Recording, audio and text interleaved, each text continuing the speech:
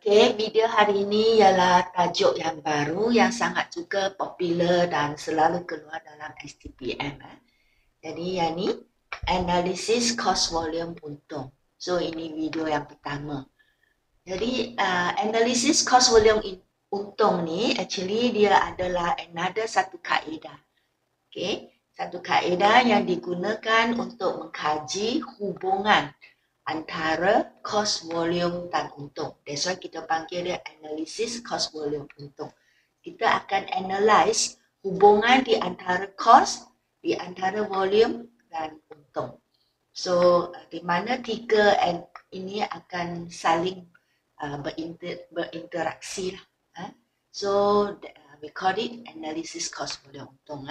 So tujuan kita mengkaji atau buat analisis ini ialah untuk bagi tujuan perancangan dan pembuatan keputusan dalam sesuatu organisasi atau perniagaan. So, salah satu fungsi pengurusan ialah kita perlu buat perancangan audit, right? So, inilah dia. Jadi, dia sangat penting untuk tujuan perancangan dan pembuatan keputusan, analisis ini. So, yang ni lebih penerangan. Analisis dibuat berdasarkan kepada elemen yang saling berkaitan atau berinteraksi di antara satu sama lain, iaitu kita akan buat analisis di antara hubungan harga jualan dengan volume. When we say volume, actually merujuk kepada tingkat jualan dan tingkat keluaran, dan hubungan juga dengan kos berubah seunit dan jumlah kos tetap. So, 4 elemen ini kita akan tengok hubungan di antara 4 elemen ini. Jadi, konsep dia ialah, analisis ini ialah di mana 4 elemen ini perubahan dalam salah satu item. Okay, salah satu item atau salah satu elemen akan memberi kesan kepada elemen yang lain.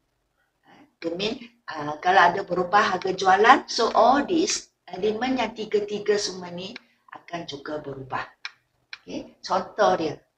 Okay. Kalau harga jualan kita naik, okay, so kalau jualan naik mesti menyebabkan tingkat jualan atau tingkat jualan kita akan berubah.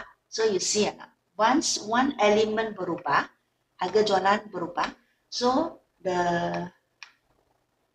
tingkat jualan kita, permintaan terhadap barang tu akan turun. Because lebih mahal kan, jadi orang sudah kurang beli.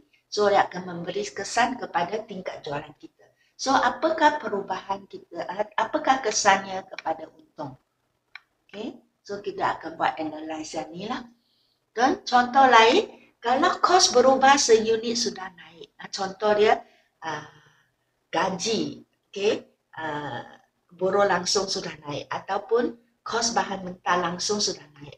Jadi mungkin dia akan menyebabkan perubahan kepada tingkat keluaran kita. Akan jatuh because you nak kurangkan kos kan, everything mahal, maybe you kurangkan keluaran. So apakah kesannya kepada untung? Okay. So contoh lain, kalau ya kos tetap sudah naik. Okay. Contoh dia iklan. You have to do pengiklanan. You pay untuk kos iklan. Jadi, kita nak kekalkan tingkat keluaran kita. So, apakah kesan kepada untung? Dan another contoh, kalau kos berubah sudah naik, kalau kita nak kekalkan untung yang sama, let's say the kos bahan mentah langsung sudah naik, and the company mesti kan kalau kos berubah naik, kos keluaran akan naik kan. Jadi kalau syarikat nak kekalkan untung yang sama, berapakah harga jualan yang perlu dijual di pasaran? So all this boleh dianalyze oleh company untuk future. Boleh guna analisis cost volume untung ini untuk membuat perancangan untuk future. They can mengkaji kesannya kepada untung syarikat. So it's a very useful analysis. So yang ni dia selalu keluar dalam exam. Apakah kepentingan analisis cost volume untung? Sangat berguna. So cikgu kata untuk semester 2 ni kalau dia soalan teori, banyak you boleh guna jawapan sebagai alat perancangan, sebagai alat pembuatan keputusan, sebagai alat kawalan kos, sebagai alat pengukuran prestasi. Banyak soalan you can make use of these few points. So the same lah untuk yang ni. Kepentingan analisis cost volume untung, kita boleh juga mengguna the same thing to answer. So you can say sebagai alat perancangan. Di mana dia membantu syarikat menentukan tingkat jualan pada titik pulang modal ataupun TPM. So ini penerangan dia. Analisis cost volume untung penting membantu pihak pengurusan menentukan tingkat jualan dan hasil jualan yang paling minimum yang perlu dicapai supaya perniagaan tidak mengalami kerugian walaupun keuntungan adalah kosong. So kerana pada TPM, titik pulang modal, jumlah hasil jualan adalah sama dengan jumlah kos. So let's say your jumlah kos ialah 10,000. So your hasil also akan sama 10,000. So keuntungan adalah kosong. So it's very important untuk syarikat untuk mengetahui apakah TPM dia, titik pulang modal dia. Especially untuk syarikat yang baru ditubuhkan. At that time mereka tak harapkan untung because dia baru kan. Tapi at least the company can continue beroperasi selagi hasil jualan dia dapat cover the cost. So at least they can go on with the business. Especially untuk perniagaan yang baru. So very important they must know berapakah tingkat jualan they must sell, they harus jual supaya cost mereka dapat di-cover. So very important. So analisis cost volume untung ni dapat membantu syarikat menentukan TPM dia. So kita tengok juga point yang kedua, sebagai alat perancangan juga, you can talk about this point, membantu pihak pengurusan menentukan tingkat jualan yang diperlukan untuk mencapai sasaran keuntungan. Poin pertama ialah dia membantu management untuk to find out berapakah dia harus jual supaya dia dapat cover all the cost walaupun untung ialah kosong. Dan poin kedua, once you can cover the cost, definitely company akan cuba dapat untung kan. So analysis cost volume untung juga dapat membantu management. Okay, tentukan berapakah you harus jual so that you can capai untung yang you nak. Let's say you nak untung setahun 20,000. So berapakah unit jualan yang you perlu jual? So they can plan about that. Okay, so sebagai alat perancangan ada 2 point. Jadi nanti kalau exam you want to talk about these 2 point, you nak bagi 2 point ni. Jadi you tak perlu tulis kata ni lah sebagai alat perancangan. Straight away you start from this. Menentukan tingkat jualan pada TPM.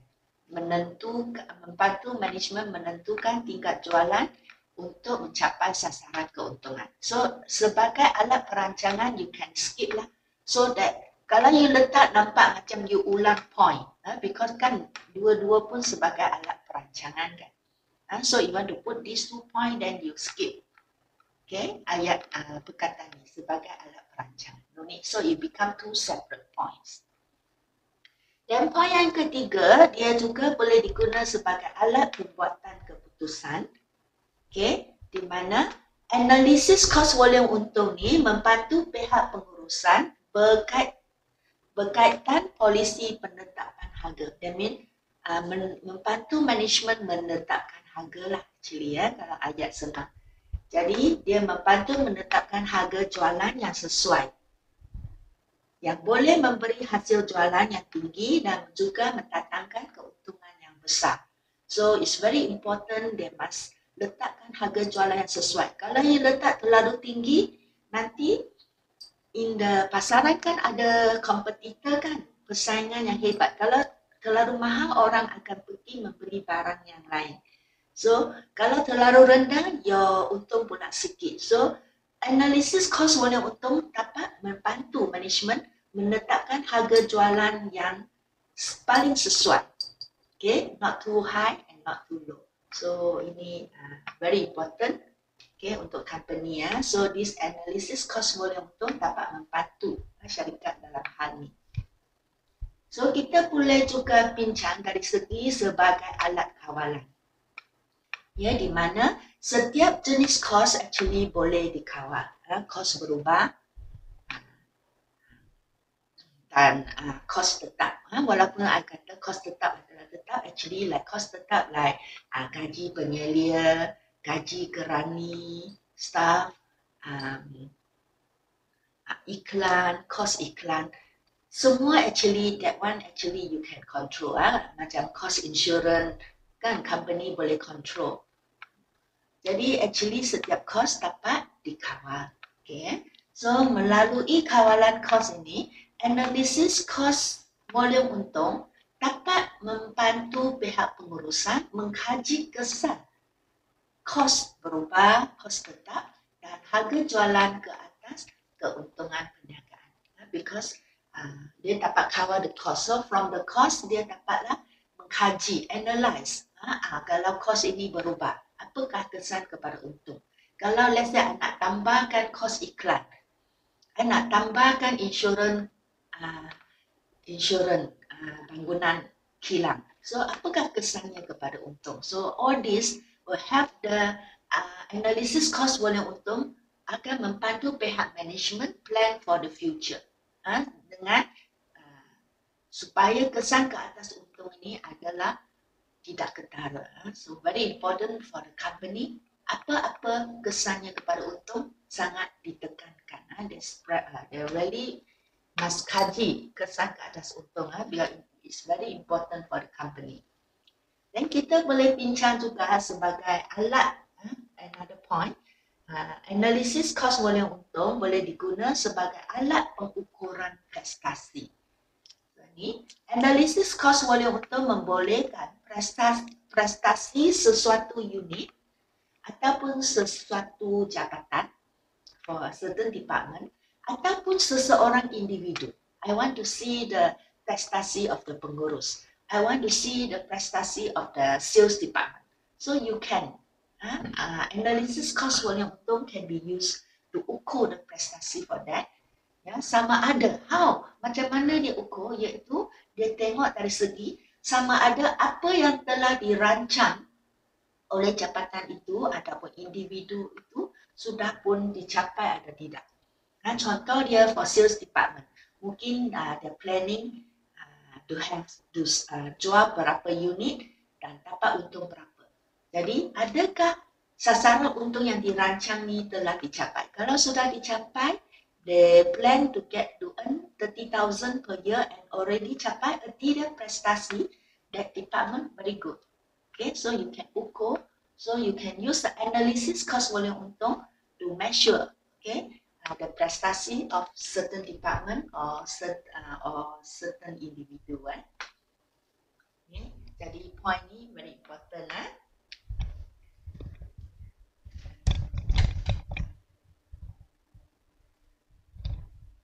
Okay, jadi soalan STPM juga selalu keluar minta kita bagi andaian analisis cost volume untung.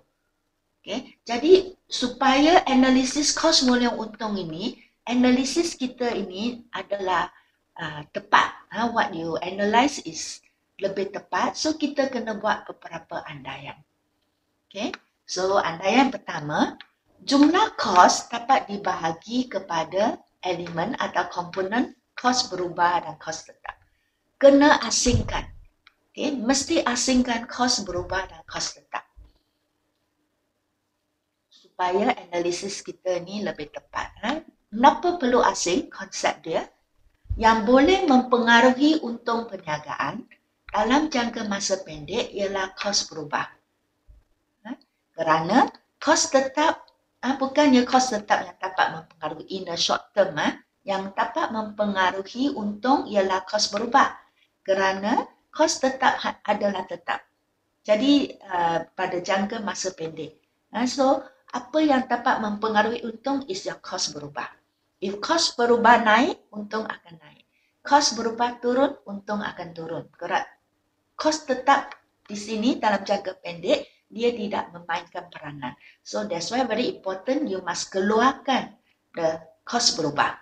So because cost berubah is very important, influence the untung. Okay. Jadi kalau you tengok ini memang analisis cost volume untung ini dia adalah berdasarkan konsep pengekosan marginal. Okay, kan pengekosan marginal dia sangat penting kan kos berubah kan. And juga actually dia adalah mengikut pengkelasan kos, mengikut tingkah laku kos. So this analysis, bagi mereka nampak kos berubah, kos tetap order. So that is dia mengikut kos sebagai tingkah laku. So kita tengok point andaian yang kedua, unit yang dijual adalah sama dengan unit keluaran. Kalau dia keluar 1000 unit, dia andaikan dia jual juga 1000 unit. Unit jualan sama dengan unit keluaran. So, erti dia, semua unit yang dikeluar dapat dijual dan dia ada inventory dalam simpanan. Inventory adalah kosong. Apa yang dikeluar ialah apa yang dijual. Okay, mesti sama. Dalam STPM soalan, kadang-kadang dia nak menguji calon kefahaman mereka tentang andaian ni. Jadi dalam soalan, dia ada unit keluaran. Tetapi dia dalam soalan tu tak bagi unit jualan. So, ada calon sudah tak tahu jawab. Because dia nak kira tapi mana unit jualan. So, kalau erti dia calon itu tak faham lah. Actually, unit keluaran adalah sama dengan unit jualan. So, nanti bila you answer the soalan, make sure you juga ingatkan andaian ni. Okay, walaupun soalan tak bagi unit jualan, dia bagi unit keluaran. Actually, unit keluaran lah, itulah dia unit jualan. Kita tengok point yang ketiga. Kelok jumlah hasil dan kelok jumlah kos adalah berbentuk garis lurus atau linear, demi straight line. Walaupun dalam keadaan yang sebenar, so takkan tiap-tiap hari sama kan the hasil, the unit jualan. It can be go up, come down, go up like that. Tetapi untuk andaian, kalau kita nak buat analisis kos volume untung, kita kena andaikan hasil kos dan hasil kelok hasil dan kelok jumlah kos ini adalah straight line. Okay, so inilah dia contoh kelok. So ini paksi dia RM. Okay, inilah tingkat keluaran. Ingat juga sama dengan tingkat jualan. So dia straight line. Jadi tengok cikgu mula dari kosong. Kerana kalau you tak jual satu unit pun memang your hasil, jumlah hasil adalah kosong. So you must start with kosong. Then it goes straight like this. So kalau you jual 100 unit, katakan satu unit dah RM10, so hasil anda ialah 1000. Okay, kalau you jual 200 unit, darab dengan RM10 seunit, so hasil anda 2000. So it goes straight like that. Okay, kita tengok juga kelok jumlah kos. Okay, ini dah kelok jumlah kos.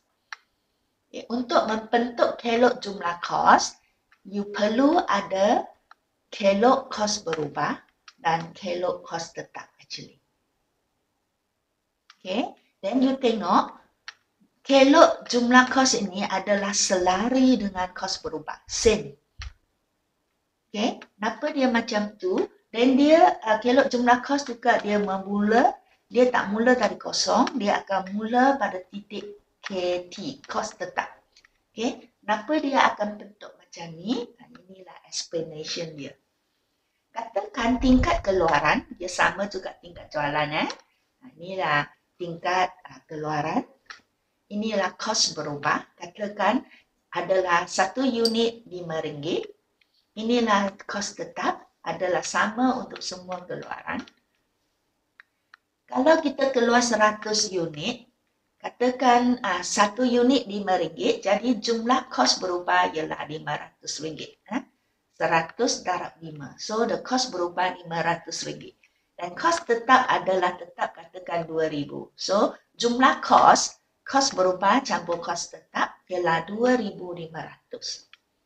Kalau kita keluar atau jual 200 unit, so jumlah kos berubah ialah RM1,000. Kan? RM5 darab 200. So, your jumlah kos berubah RM1,000.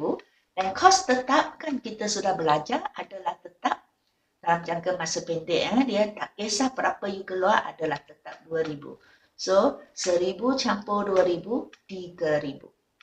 Kalau kita jual 300 unit, jadi kos berubah menjadi RM1,500 dan kos tetap sama RM2,000. So, your jumlah kos RM3,500.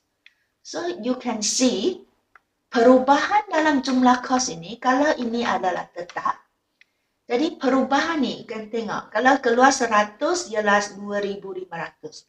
Keluar 200 unit ialah RM3,000. Tambahan 500 unit, tambahan RM500 dalam jumlah kos ini adalah disebabkan tambahan dalam kos berubah. Okay? Sama juga. Kalau you tingkatkan keluaran dari 200 unit ke 300 unit, you tengok tambahan dalam jumlah kos RM500 adalah sama dengan tambahan dalam kos berubah. Okay? Same, RM500 tambah. So, ini tambah 500, jumlah kos pun tambah 500. So, you can see perubahan dalam kos berubah ini yang mempengaruhi jumlah kos. Okay? Perubahan jumlah kos adalah mengikut perubahan kos berubah. Okay, kerana kos tetap adalah tetap. Jadi yang boleh mempengaruhi jumlah kos ialah kos berubah. Okay, jadi kerana sebab inilah kelok jumlah kos adalah selari dengan kelok kos berubah. Okay, kita tengok kelok ni. Jumlah kos berubah mesti mula dari kosong. Yang ni cikgu sudah ajar masa bab 1. So I say what you learn in bab 1 very important, menjadi asas untuk bab yang seterusnya. So you see, kos berubah mesti mula dari 1. Kerana kalau you tak keluar apa-apa benda, you tak perlu bayarkan untuk buruh langsung, bahan mentah langsung. So mesti mula 1. So straight line like this. The more you keluar, the more you pay. So dia straight line on top mesti mula kosong. Dan kerana bila kita lukis jumlah kos, dia mesti selari lah, kerana perubahan dia kan dipengaruhi oleh kos berubah. Dan jumlah kos ini tak boleh mula dari kosong. Kerana walaupun kita tak keluar apa-apa, kos berubah kan kosong, tetapi kos tetap tak akan kosong. As I said, you still have to pay your sewa, you still have to pay your insurance, you still have to pay your cukai, kilang, cukai harta kilang, all that. Yang sudah tetap, walaupun you tak keluar apa-apa, dia tetap. So, jumlah kos ini, kelok dia tak boleh mula dari kosong lah. Dia mesti mula pada titik KT. Because you keluar kosong, inilah kos tetap you have to pay. Okay, so kelok jumlah kos mesti mula dari titik KT. Okay, jadi bila kita gabungkan,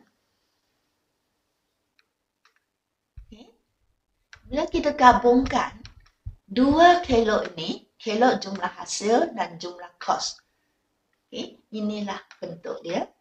Okay, gabungkan kelok jumlah hasil dengan jumlah kos. Kenapa kita perlu gabungkan dua? Kerana tadi cikgu katakan, salah satu kepentingan kegunaan cost analysis ialah dia dapat membantu management menentukan titik pulang modal, TPM. TPM ialah formula dia, jumlah hasil mesti sama dengan jumlah kos, untung adalah kosong. So, this kelok, when we gabungkan this kelok, kita dapat tentukan untuk TPM, especially for new company kan, berapakah unit yang dia perlu jual supaya dia at least walaupun tak ada untung, we can cover the cost. So very important, they must know how much they need to sell. So when these dua kelok together, jumlah hasil dan jumlah kos join together, dia sama at that point, itulah unit yang perlu dia jual. So you tengok, kita perlu cari kelok jumlah hasil dan juga kelok jumlah kos. So kelok jumlah kos mesti mula dari titik KT. So untuk to show the TPM, you must have 3 kelok ni. Kelok KT, so that you know where you should start your jumlah kos punya kelok, must start pada titik KT. Then the kelok jumlah hasil, okay, start dari mula kosong. Okay, kosong mesti ada. Nanti exam tak ada kosong pun hilang markah.